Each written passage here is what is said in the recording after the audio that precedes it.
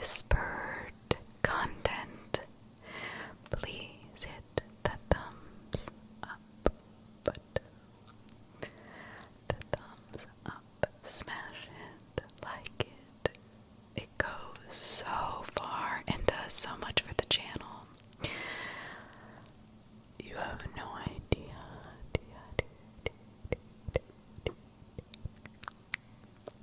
I appreciate it. And if you want to leave a comment, that would even be more amazing. Even just a little emoji. Little emoji would be perfect. So tonight I'm going to be doing a whispered only creepypasta. A whispered only creepypasta.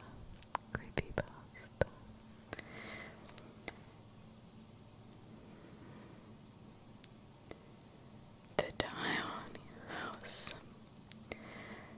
I think that's how you say it. The Dionaea House.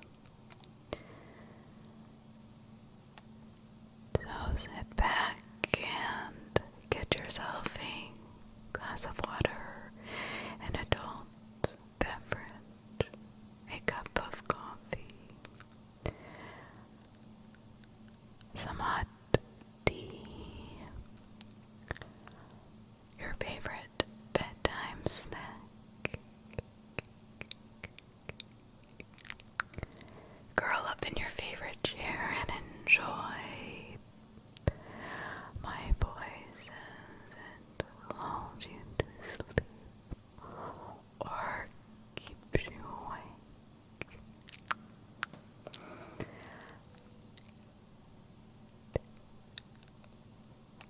We shall begin.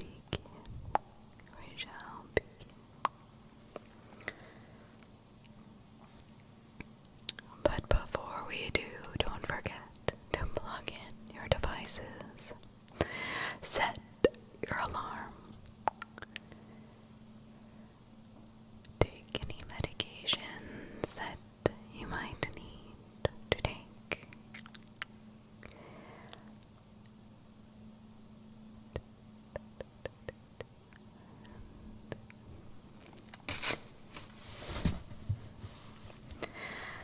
The Dionaea House, 10/7/2004. Jennifer, friends, and family of Mark. As promised, here are copies of the correspondence I received from Mark over the course of the last month. For the most part, I've merely copied and pasted them from my email application.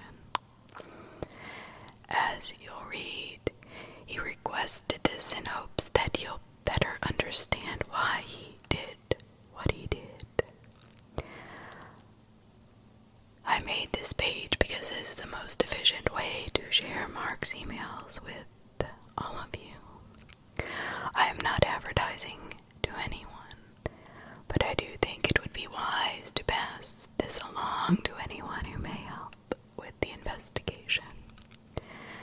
As I collected and collect still more information from various sources, I will update this page to keep an accurate record.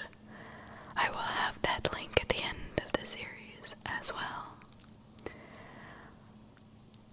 If you need to speak with me, my name is Jen. The girl that has my information is Jen. Thank you for your patience, and again, I'm profoundly sorry. Eric. September 6th, 2004. From Mark Condry.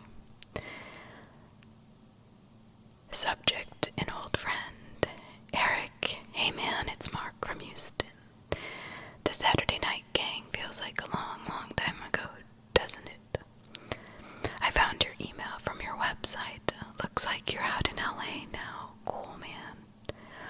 I remember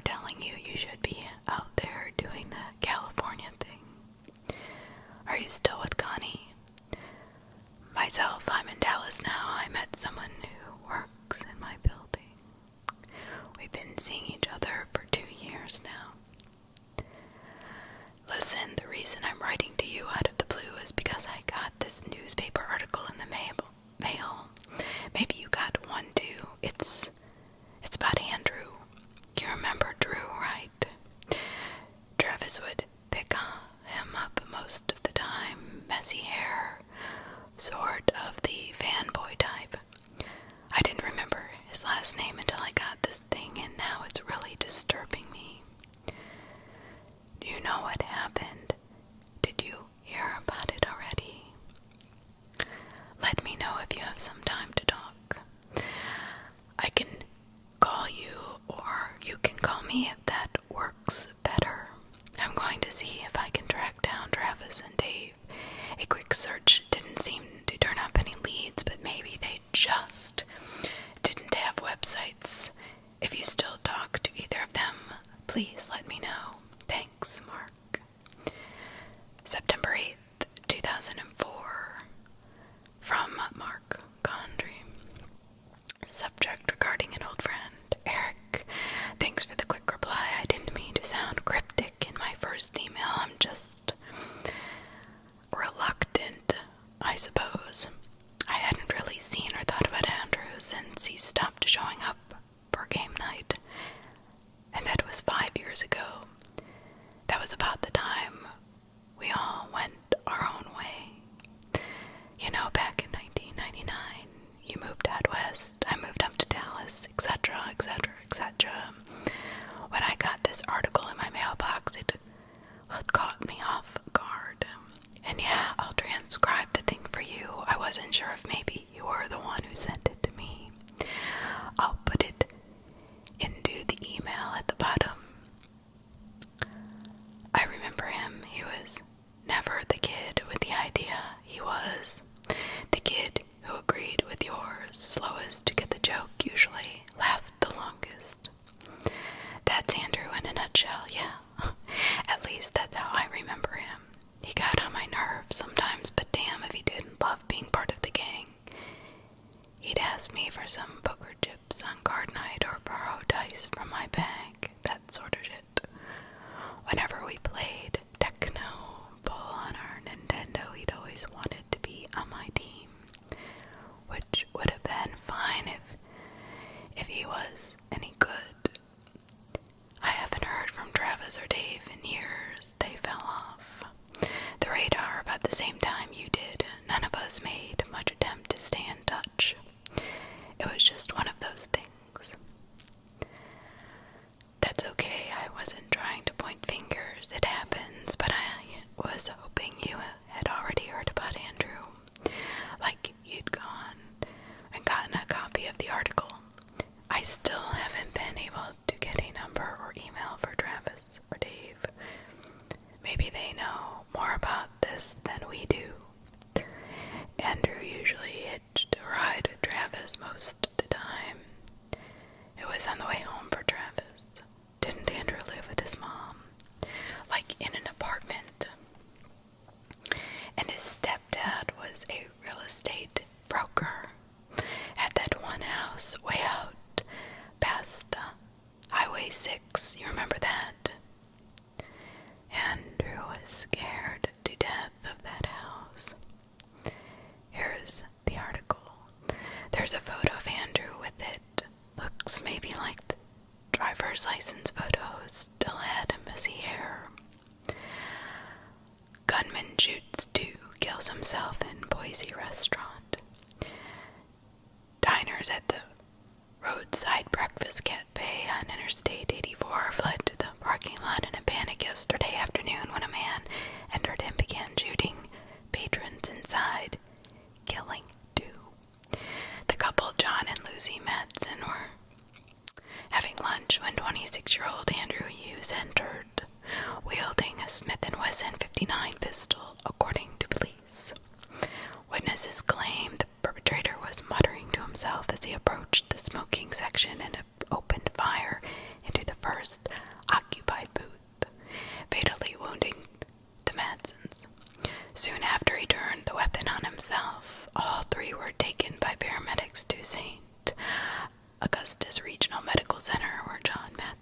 and the shooter were pronounced dead. Lucy Madsen, 37, remained in critical condition for several hours but did not survive the night. People are investigating Hugh's work and personal background, but as of this morning, a motive for the attack is unknown. If there is more to the article, I didn't get it. That's where it was torn off. The other side is part of a Dillard's ad. This is really bothering me, Eric. What the hell was Drew doing in Boise? With the damn gun.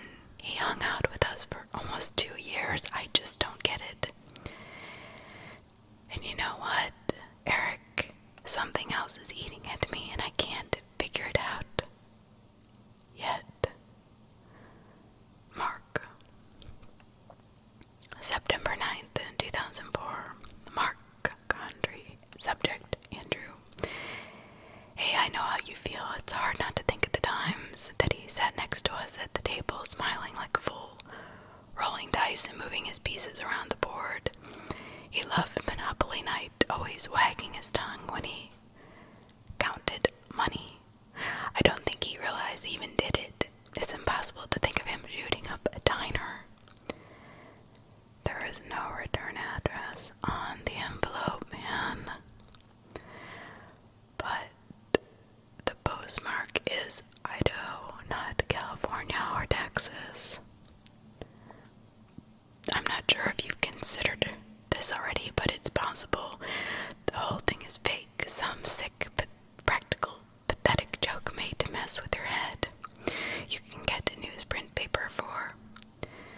Yeah, I've considered it. I didn't tell you this earlier, but I called up St. Augustus and asked if they'd had a patient named Andrew Hughes admitted in the last month. They had no record of him. I asked if it would show if he'd been pronounced DOA and got transferred to ER where they keep paramedic records and info on all DOAs. They have him listed. He showed up on August 28th, died of a gunshot wound to the head, pronounced dead by ER resident at 3:14 p.m. I asked for some contact info, like a phone or address where he might have been living. Of course, they brushed me off, HIPAA laws. Told to call the police for that stuff. The hospital wouldn't give out any personal info, at least not without some signatures. But I have not called the police yet. That will probably be my next step. Glad that you and Connie are going strong. Sorry to sort of dump all of this on you. I just didn't know who else would care to listen. Alright, if anything else comes of this, at this point I'm thinking maybe Drew's mom sent it to me. Maybe Drew kept track of me when I moved to Dallas and had my address. I'm listed in the book. That would explain the logistics part. I think I'm just overthinking things. Take care. Mark. September 10th, 2004. From Mark Gondry. Subject, thoughts and concerns. Hey, again, I know it's late or early depending on how you look at it, but this Andrew thing won't go away from my mind. I finally realize what's eating me and I need to get it out. Do you remember what went on just before Andrew stopped showing up for game nights at your place? I do. He was gone for 2 weeks because he had to house sit for his stepfather. Mom and Dad went on a big vacation every summer for 10 days or so, and Andrew was just expected to stay behind. He usually just stayed at his mom's apartment, but that year he was asked to mind that house his stepdad owned. You know, the one out in the old rich subdivision west of Houston. Maybe the guy had a bunch of houses. He was big on real estate, wasn't he? The guy had inherited this dog from one of his clients. Somebody who moved out and didn't want to take the dog. I want to say it was an Australian Shepherd. Do you remember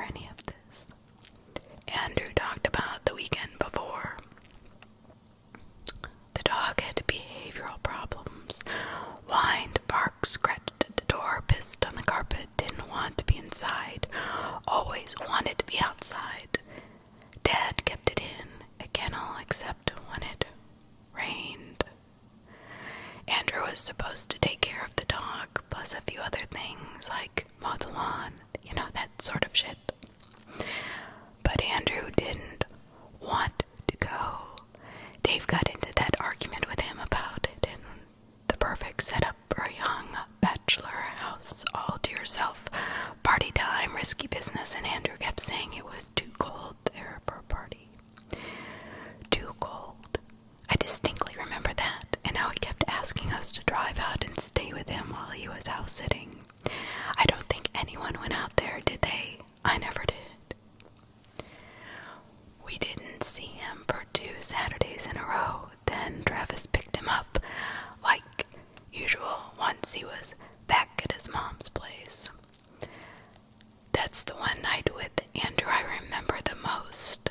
I bet it's the same with you. It was the most bizarre, frustrating night I had with the group. Andrew walked in quoting some commercial verbatim. I want to say it was a Tide commercial. Travis told us he was like that in the car all the way over. Commercials, shows, movies, radio songs. The first couple of hours gaming with him was, well, it was like being in the room with the TV on. Then he started parroting us. He'd just copy something we said. You remember? Tell me you remember this, please. I can see it in my head so clearly. Oh, and wait. Was his response to anyone's complaints? Okay, Drew, stop quoting Law and Order episodes. Please give the Pontiac commercial a rest. Dude, shut up and roll your dice, okay? And then he'd launch right into something else a few minutes later. It wasn't that he would regurgitate that crap. It was that he could take it so far. Like he had nothing else in his mind to say. It didn't feel right, and the more I think about it now, how much stranger it actually was than I thought back then.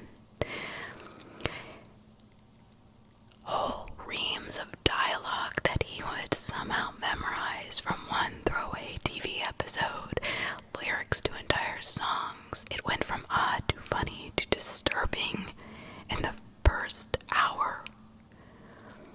Look, I'll come out and say it. Whatever happened in those 10 days, it changed Andrew. He was never the same after that. We all know this.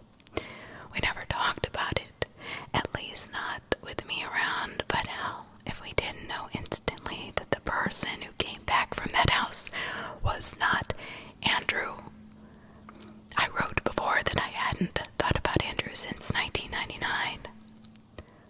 That was a lie.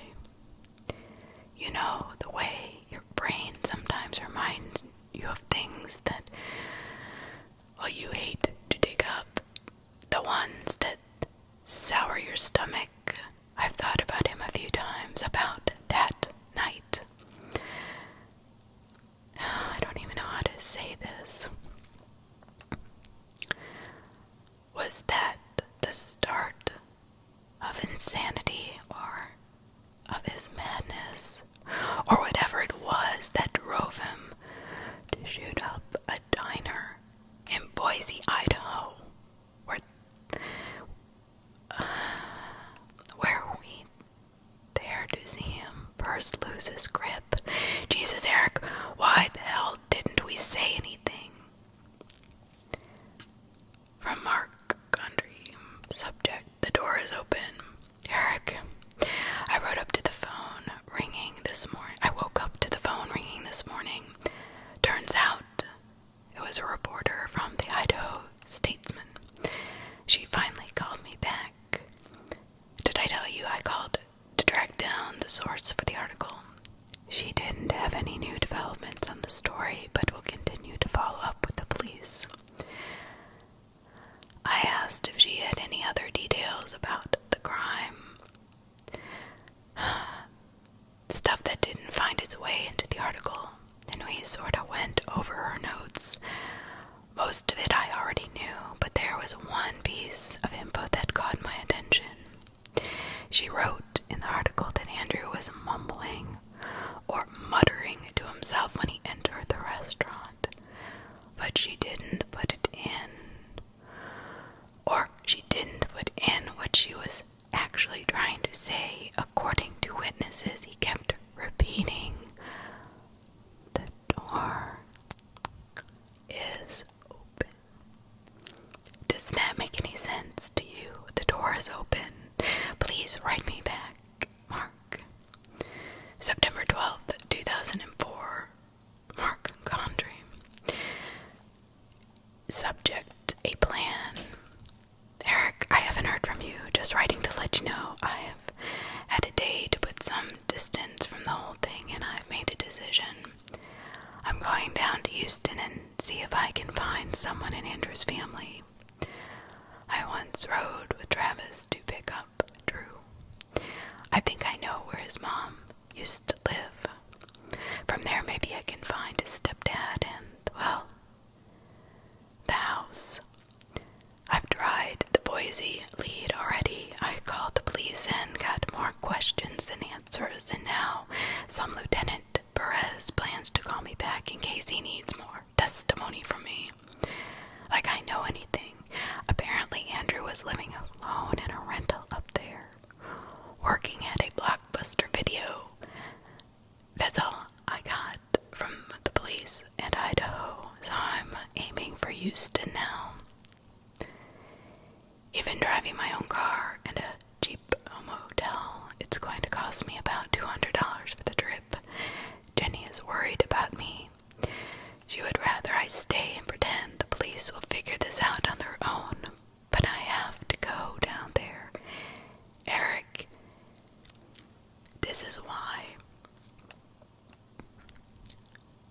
I hope you don't think I'm crazy, but I think Andrew was afraid of that house for a reason. Whatever that reason was, during those 10 nights, something emptied him, gutted Andrew like a fish. It yanked out whatever he was inside or shook him into forgetting it all. He was hollowed out. To fill the void, he absorbed any input he could find, television, radio, conversation, soaked it up and presented it as Andrew. He could walk and talk, and he wasn't injured, at least not physically, but he wasn't the same either. There's a gap I need to fill in my head, like the time in that house.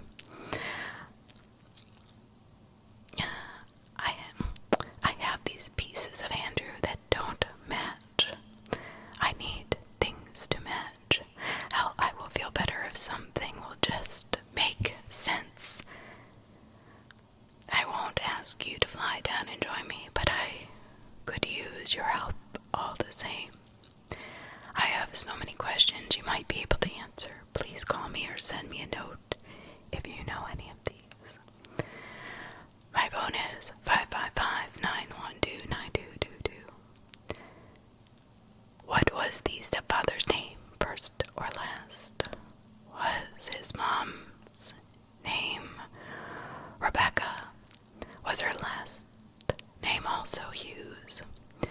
What was the name of the subdivision where his stepdad's house was? I believe Andrew mentioned it.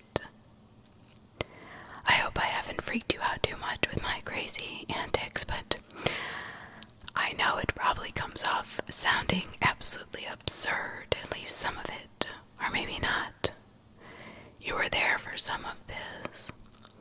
If you really think I'm off my noggin, please tell me. By all means, tell me. Hope to hear from you soon. Mark. September 13th, 2004. From Mark Gondry. Subject regarding a plan. Eric, thank you again so much for calling. I got your email as well, and it mentions a few things we didn't discuss over the phone, so I wanted to add a comment.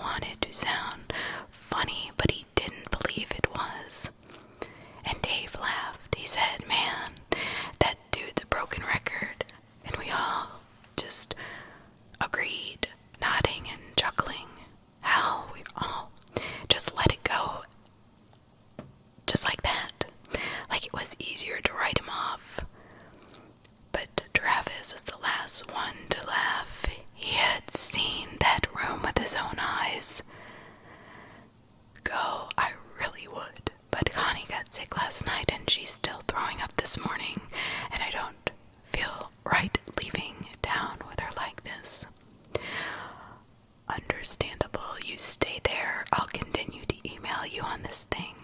I can't really talk about Andrew with Jenny. She never knew him. She doesn't get why this is so disturbing outside of the horror that took place in Boise. But that's why I keep writing you. Nobody else gets it. Hey, maybe I'll somehow find Travis or Dave while I'm in town. Mark. September 14th, 2004. From Mark Gondry. Subject, I made it. E made it to Houston. The drive was hell. Traffic and a persistent rattle in the truck wore me down. The AC unit in my motel sounds like a submerged Cessna engine. It will be hard for me to sleep with it on and impossible with it off. Well, at least the whole internet access works, and I'm able to check my email. Tomorrow is a long day. I'll be prowling Braeswood and your old neighborhood 20 in on an apartment complex I went to once. Joy. Wish me luck, Mark. September 15th, 2004. From Mark Gondry. Subject, lots of stuff. Eric.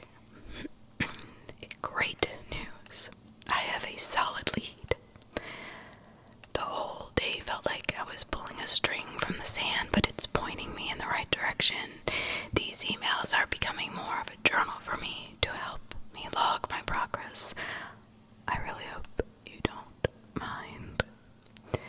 It took me an hour of driving back and forth around Gessner and Braeswood area before I zeroed in on the right side of the street.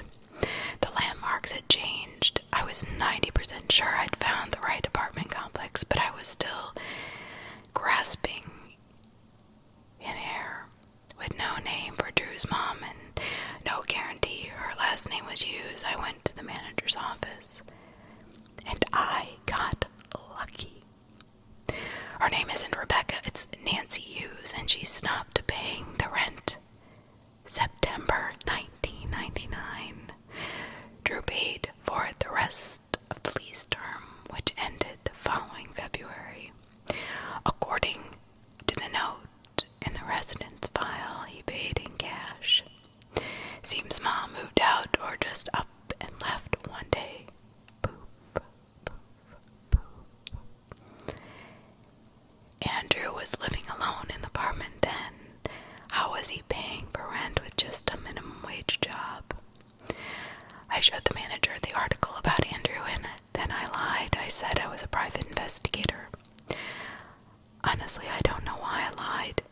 Maybe to justify why I was having her dig up rental information from 5 years ago. Anyway, she got off on it and kept rooting around in the Hughes file for me, like a movie sidekick. She found something, a third-party check, covered rent for December of '98. Kurt Malone. I'm gonna guess that this is his stepdad. The manager photocopied the check for me, and then 10 minutes later I was calling the phone number printed with Kurt's address in the upper left-hand corner. No luck. Disconnected. So I took another approach. I called 411 for a local realtor service.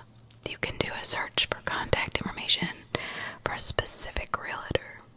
I remember hearing about this from a coworker who'd sold his place in Greatwood. Malone was listed under a little Remax affiliate office in Katy. I got that number and called there, left a message. Evelyn, the owner, called me back and said Malone hadn't worked there in a long time. He up and vanished. Left her with all kinds of issues. She thinks he had financial problems and bailed for Mexico. I find this hard to swallow, a theory told to me in a strange whisper, but maybe that's just her personality. But that's two people gone. Before I thought maybe Mom stepdad. Now I don't know that. I don't know what the hell to think. The call went on for half an hour as I got near the HR nightmare Evelyn went through thanks to Kurt's disappearance. Halting his benefits, freezing the 401k plan, surrendering documents to the police. I finally broke in and asked about the house, the one out in West Houston he owned. But she got really quiet after that. It took me another 10 minutes to answer her questions about who I was. This time I was honest and upfront with her. I guess it paid off because she believed me, or at least believed in my intentions. And she checked records. I have an address now for Eric. Kurt had his own home in Sugarland. But get this. He was renting a house from a client.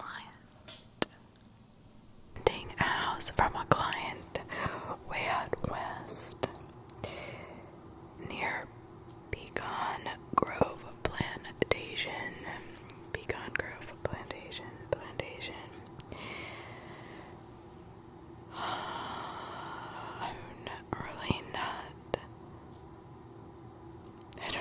I don't know what to think about this.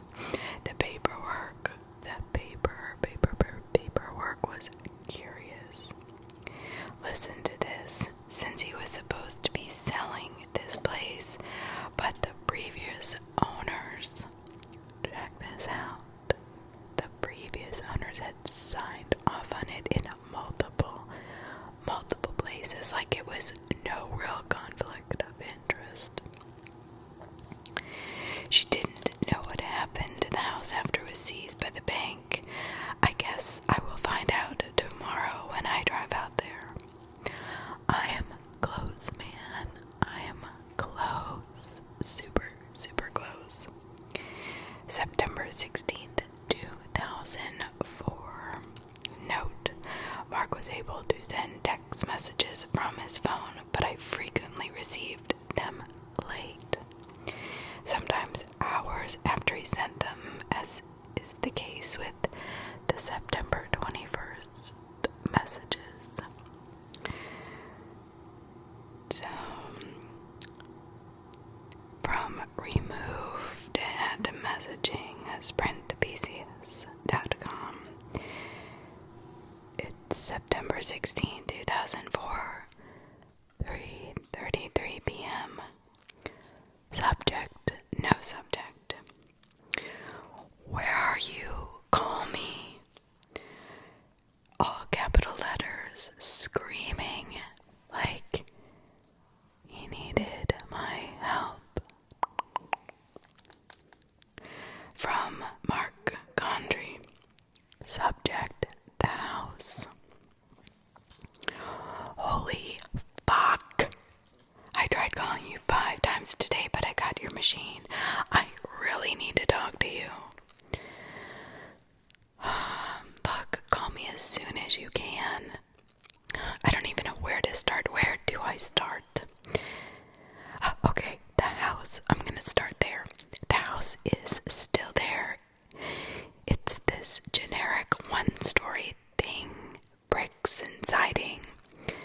I mean, nothing spectacular, nothing spooky, nothing haunted about it, nothing weird, nothing diabolical. Like, I was really thinking it might look today. It must have been built at the same time as the other homes in the neighborhood. But here's where it gets weird. It just looks older. The roof is scarred in places. The driveway hasn't held up like the others have. Cracks in the pavement. A plank is missing from the side gate. It just looks unloved, but it doesn't look... I don't know what I was expecting, but it doesn't look like what I was expecting. That's all I can say.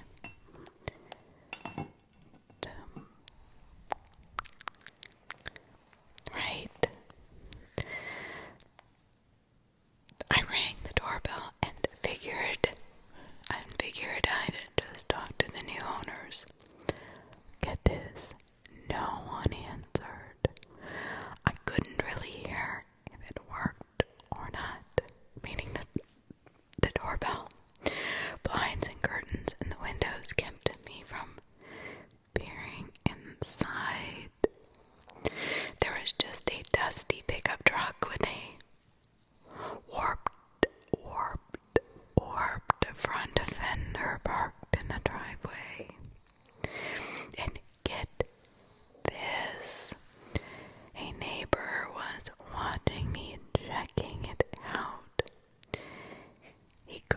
honestly walked over to me, and he did talk to me for a while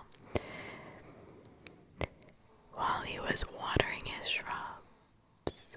He hasn't met the new owners of the house now, or if anyone is living there really. But you know what? He remembered Kurt, but not by name, just as the guy who stayed there for a few months. The previous owners, Kurt's clients, didn't live there that much longer. They all had all sorts of problems with the house, electrical, heating, that sort of thing. They would move in, move out, and leave most of their belongings and furniture behind, he said. They packed into a big RV one day and just drove off. He said he still remembered their names. John and Lucy Madsen. September 18th, 2004. Mark Gondry. Subject regarding update. Hey Eric, we're playing phone tag. When you called, I was already on the plane, and when I called you back, I guess you were at the hospital again. I'm really sorry to hear about Connie. Any idea what it is yet? Food poisoning? Something else? What are the doctors saying? I'm in Boise now, yeah. I nabbed a ticket on a short notice. Gotta stand by. I left my car at the George Bush Airport in Houston. Jen freaked out when I told her. Then she got very terse, said I should do what will make me happy, and hung up. What will make me happy? What? Christ, I'm just trying to find out what happened to my friend. I don't know a single person in Idaho. I haven't slept in 2 days. I'm charging everything to my visa, and I have no idea how I'm going to pay it off. Guess what also happened? My watch stopped working yesterday. I got this weird ringing in my right ear. It comes and goes. It is annoying as hell. I'll tell you what will make me happy. Closing my eyes and not seeing Andrew staring back at me. What are you going to do once you get there? Do you plan on telling the police the Madsen connection? Do you think the Madsens left something in the house that drove Drew nuts and he killed them for it years later? Seriously, this is fucked up. Yeah, I know. Honestly, I don't know what to think. Right now my mind is spinning, and right now it's just a connection. I can't go off the deep end, but yeah, it is a weird connection. I mean, who stays in a house and then ends up murdering the people that live there? Come on, this is nuts. All I know is the connection. They lived in the same house. The Madsens were there for, 4.5 months, and Drew was there for 10 days. I have no idea what this even means. Did they meet? Did they know him? We really don't know anything except for the fact that he killed these quote-unquote strangers in this diner randomly. I don't know. Sus to me. I feel like I should pass this along to some people, like to get you some help out there.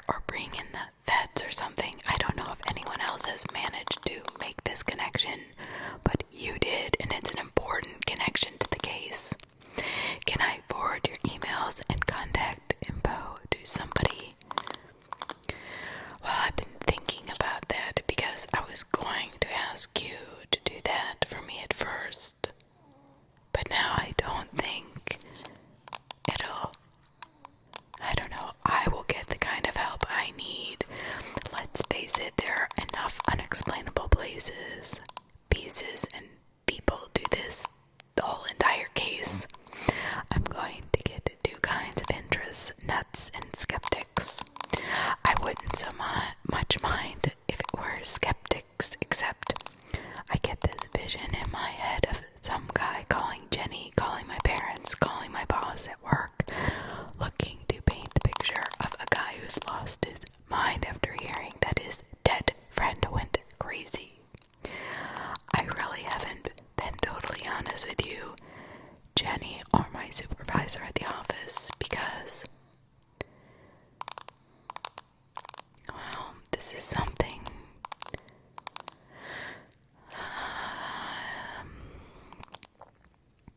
This something is really not easily explainable.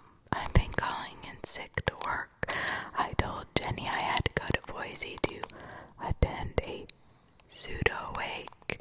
I know I'm a shit, but I don't want all that to bite me in the ass while I'm looking into Andrew's past. I know I shouldn't be lying. I get it. Please don't criticize me for that. But here's what you can do for me, though.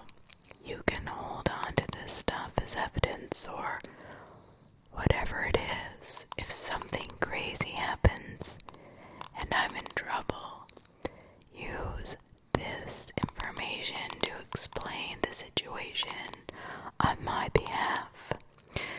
Forward emails to my friends, family. Maybe if they read them, they'll understand what I'm going through right now.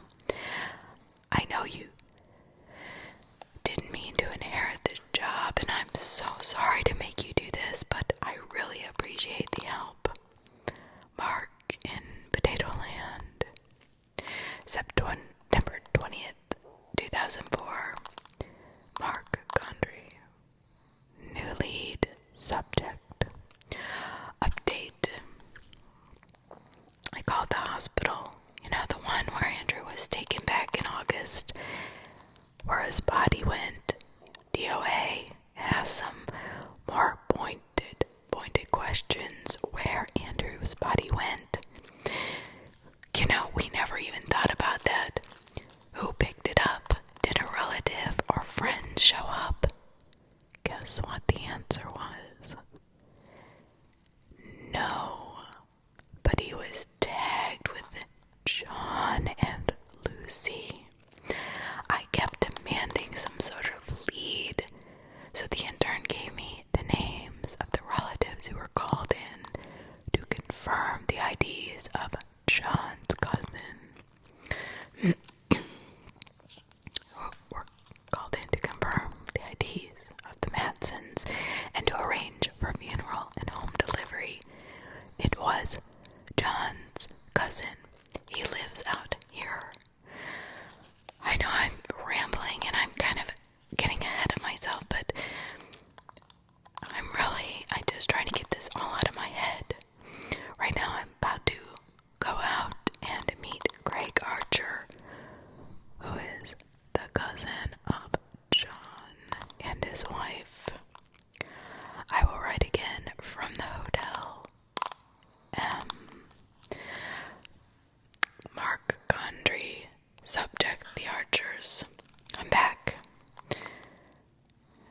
Okay, I'm gonna be honest, that was really strange. So yeah, I met the Archers. I know what you said last time I called, how I need to stop lying because it'll make it harder on me later, but I wasn't about to tell them I'm a good friend of the guy who killed Greg's cousin. I said I knew the Madsons when they were in Houston. I had some burning questions about what happened to them, as I claimed they practically dropped off the face of the earth when they left town, and I hadn't heard from them since.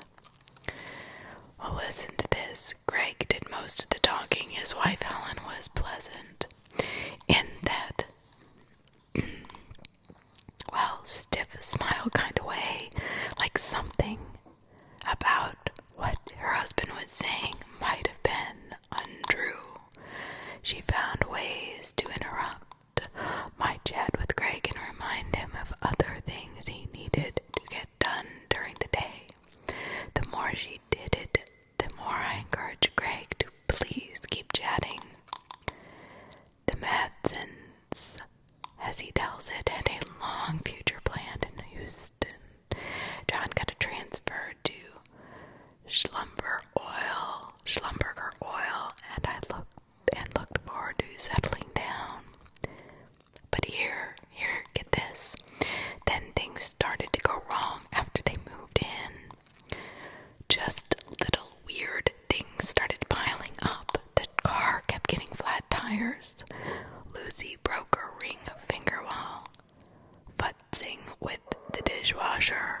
trouble getting mail. The phone got disconnected when they didn't pay the bill for 2 months. A bill they never got. That sort of thing. Finally, something happened, and Greg doesn't know what. At this point, his wife Helen looked so uncomfortable. It was really weird. It was enough to get them to put the house on the market. That same week, John sold all his company stock, gutted his 401k, quit his job, and put everything into a big RV. He and Lucy drove off in their new motorhome and never looked back. Now they'd been driving around the country the last 5 years, nomadic style. Lucy got pregnant in 2002, but miscarried. They still kept on the road. Greg thinks they would have just kept driving through Idaho if the RV hadn't broken down with the AC problem. Greg said John called him up out of the blue and asked if he and Lucy could stay over. Greg made the guest room upstairs, and he and Helen welcomed them in their house for a week. This was right before they were shot by Andrew. But here's where it gets stranger, and I'm not kidding. Greg, he took me up the stairs to the guest room and pointed to some spots on the carpet right in front of the closet door. Furniture, footprints, like something had stood there. Greg says it was the dresser, the one against the opposite wall. They barricaded the closet door for the duration of their stay. It was the strangest thing. He also noticed they kept the bedroom light on around the clock and bundled up with the spare set of, get this, woolen blankets for the bed, like they were freezing. Greg never found the right way to ask a number of questions. I think he might have felt a little bit better talking to me about it. I'm not his cousin, but I am someone who listened to him and agreed it was bizarre. And it was bizarre. Like, when we know Andrew was not in that house, but what was? That's my question, right? I left Greg and Helen's not feeling any better. Actually, I felt worse. I feel worse. I ache inside.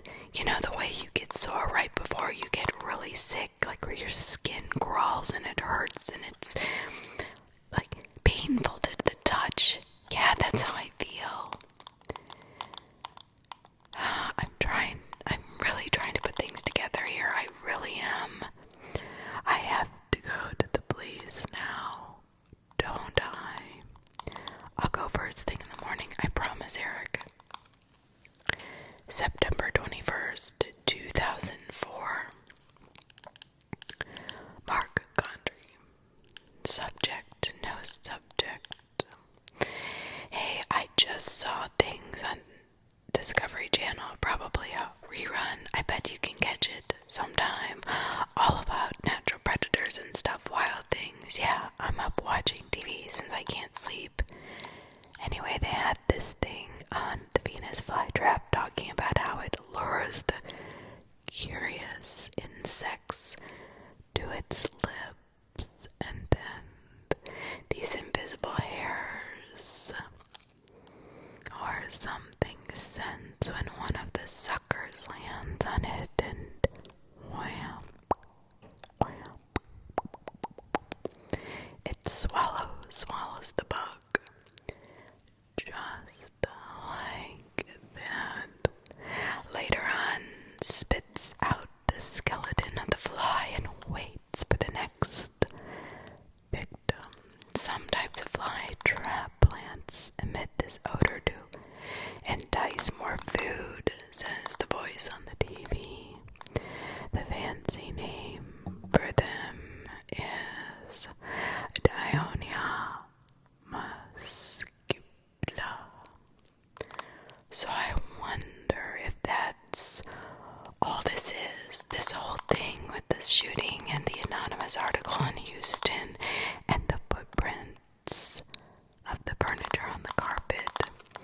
It's all to get me into the Venus flytrap. Only the scent isn't sweet sap, it's guilt.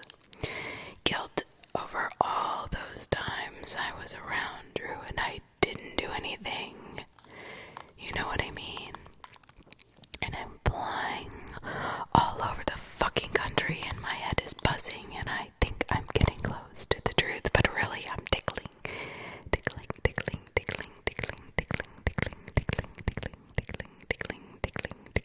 Some invisible hair, and the ground is about to fold up on me and swallow me down into that place where Nancy Hughes and Ken Malone went. I'm going to take some sleeping pills. I hope Connie is getting better, man. I miss Jen. She has a way of making me feel like I'm home just by being around her. I'm tired of motels. Eric, I'm sorry, man. I'm so sorry. Mark.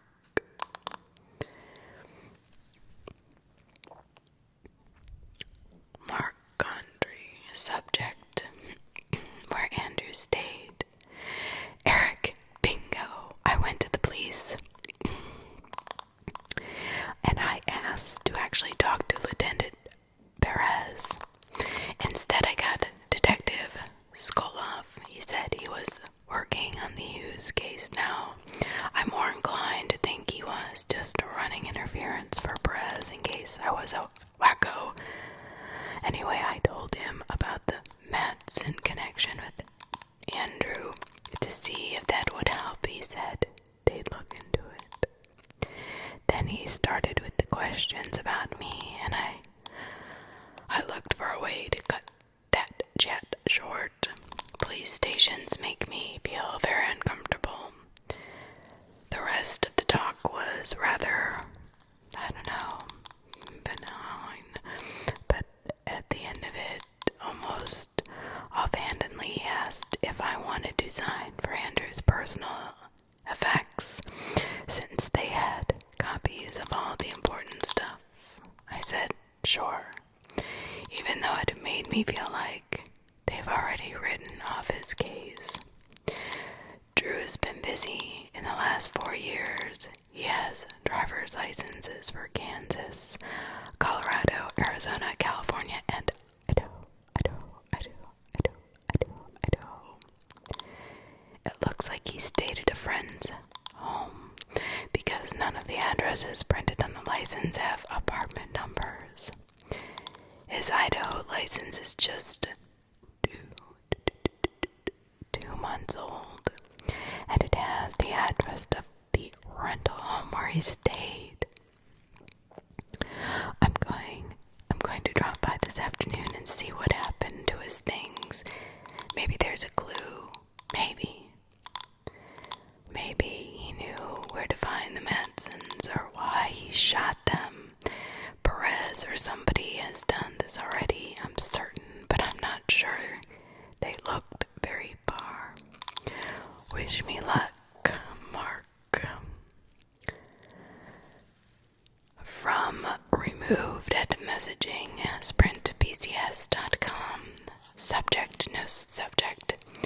All capital letters screaming at me, standing in front of the house now. It's the same one.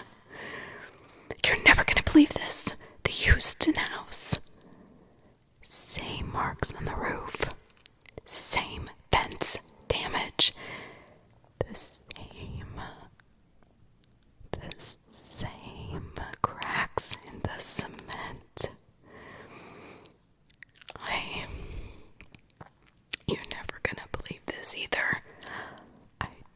must talk to the old man across the street.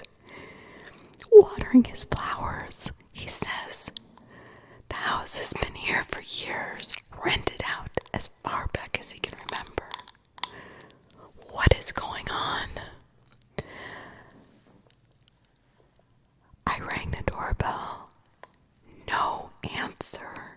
Exactly the same, Eric.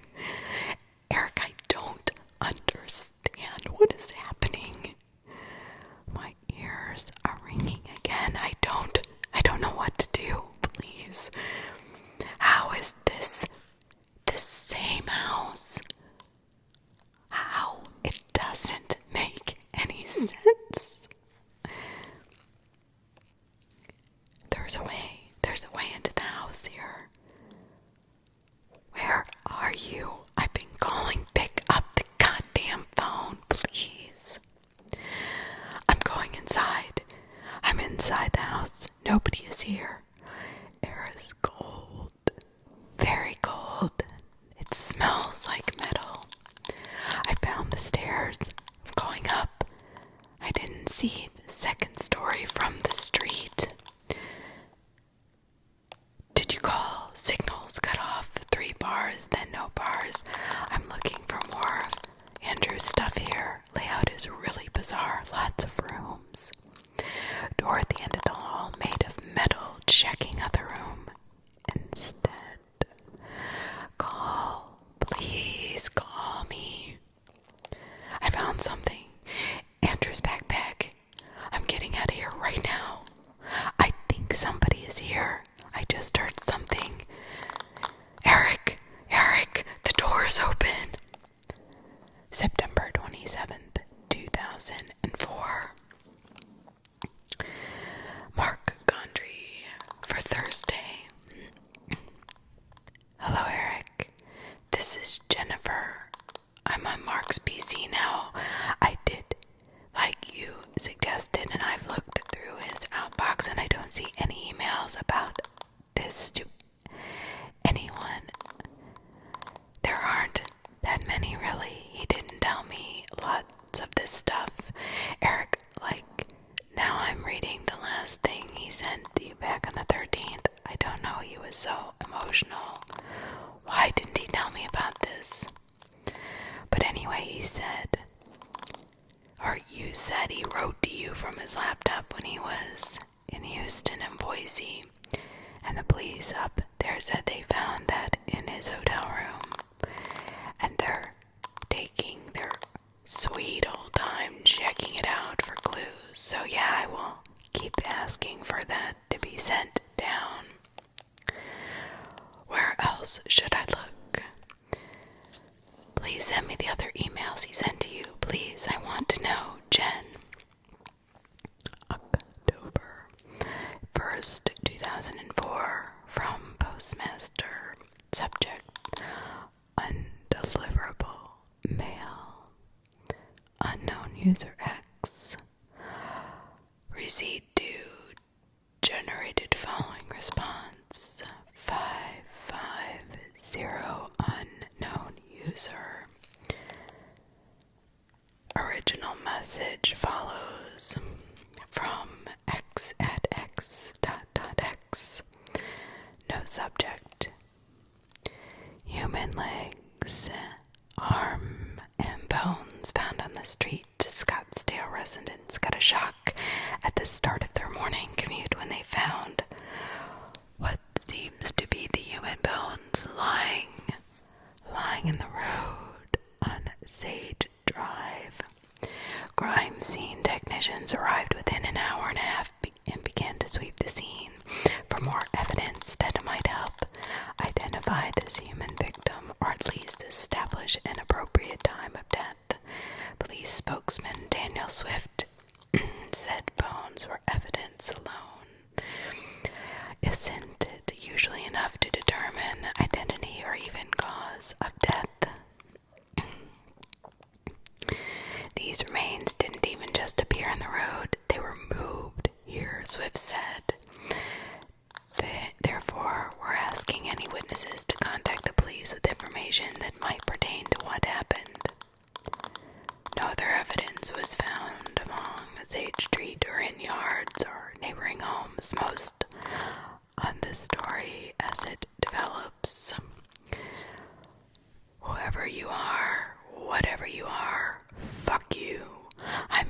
know you, but I can tell what this is, and I'm not fooled. You're a Venus flytrap game, and you won't work with me. I'll make damn sure to warn Jenny and the others too, so nice try, but no one is falling for your bait this time. It stops here. Updates.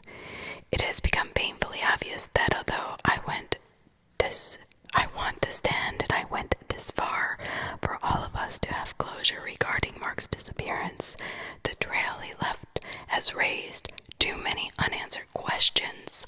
Since the time I first published this site for Jen and those close to Mark, new information continues to arrive from a variety of sources. In my last posted email, I refused to take the bait. I said I would stop this year, but it never stops. It won't stop, not by any stretch. This page will chronicle my findings and other resources as I discover them. Some may have no connection to how or why Mark vanished. Only time will tell. A final note.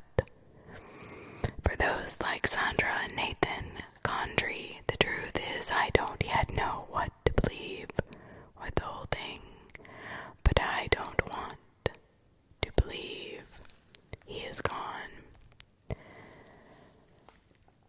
October 14th, 2004. Jen called. She spoke to Boise police again yesterday.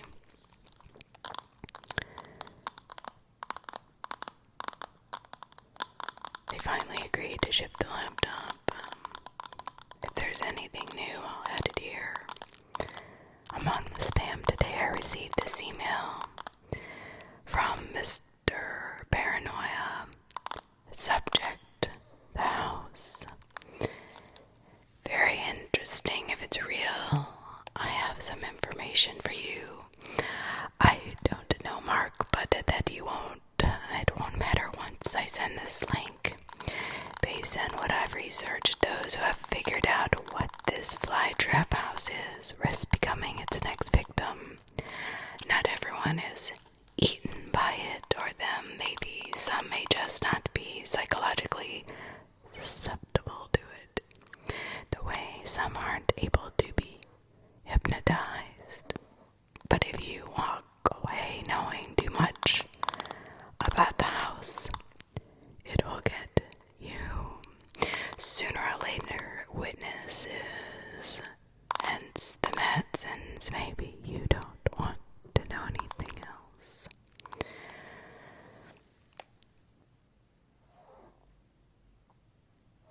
(10/26, 2004). Jen, please call me back. 10/26, 2004. Lots of responses. I didn't expect this. Thank you for your support and your technical notes. Thank you. Please, no more phone calls. Connie is going out of her mind. Thank you. 10/27.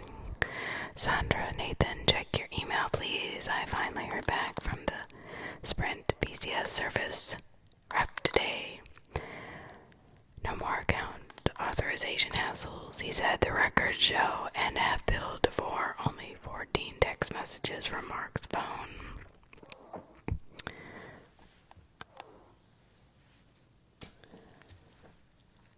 Awaiting the laptop now. 10/28, 2004.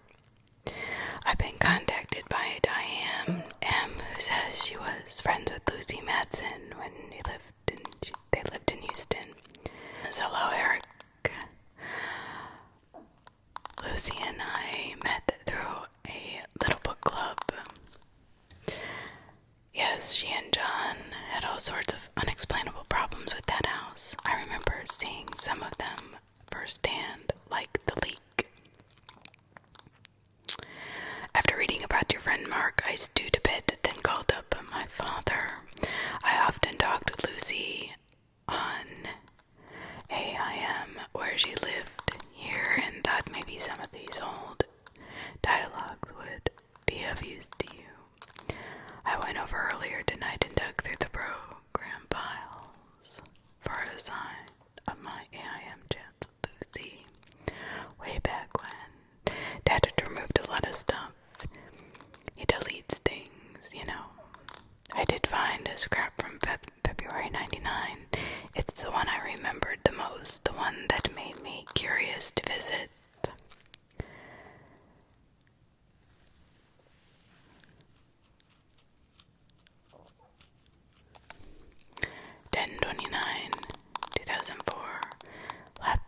arrived. There's a lot of stuff to sort through.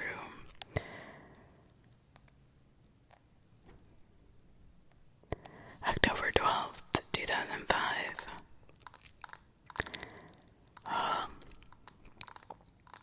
The reason I'm finally responding after so long. This is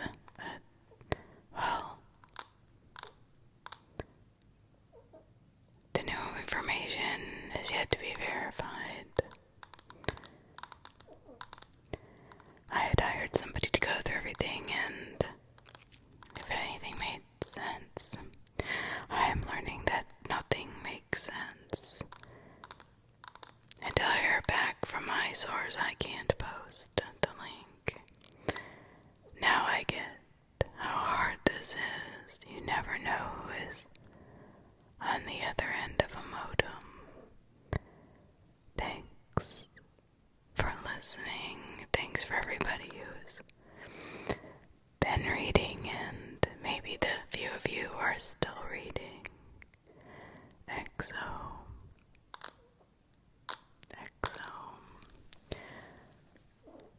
October 14th, 2005. Despite the fact that she just used her diary to lash out at me instead of answering me privately, I will link to a live journal by a woman who claims to know about what both Mark and Eric were investigating. Edit. Okay, I'm still figuring out the link thing. The blog of Laureen Mathers. Hoping that works.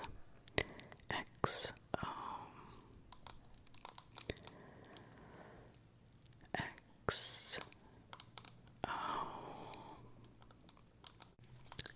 And I hope you all have a wonderful, wonderful evening, afternoon, or morning that was a super creepy pasta.